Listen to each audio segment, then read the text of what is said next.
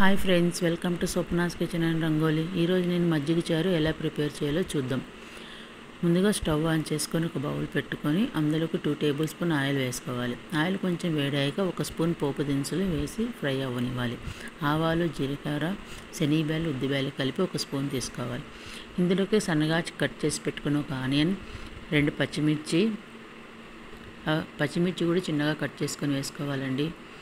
కొంచెం కరివేపాకు, 2 ఎండుమిర్చి వేసి బాగా ఫ్రై అవ్వనివ్వాలి.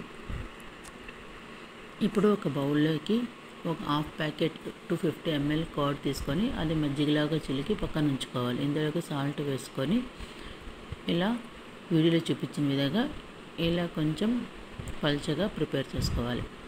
ఆనియన్ అంతా బాగా ఫ్రై అయ్యాక హాఫ్ టీ స్పూన్ పసుపు వేసి ఫ్రై చేసుకొని 2 minutes అలా ఫ్రై చేసుకొని స్టవ్ ఆఫ్ చేసుకోవాలి. మనం ముందుగా చిలికి ఉంచుకున్నాం కదండి మజ్జిగ, ఆ మజ్జిగ అంతా వేసి మిక్స్ చేసుకోవాలి. ఇందులోకి కొంచెం కొత్తిమీరతో గార్నిష్ చేసుకొని సర్వ్ చేసుకోవాలి. ఈ మజ్జిగ చారు అనేది చాలా టేస్టీగా ఉంటుందండి. ప్లీజ్ ట్రై చేయండి. నా వీడియో కానీ నచ్చినట్లయితే లైక్ చేయండి, షేర్ చేయండి, సబ్స్క్రైబ్ చేయండి. Thank you for watching.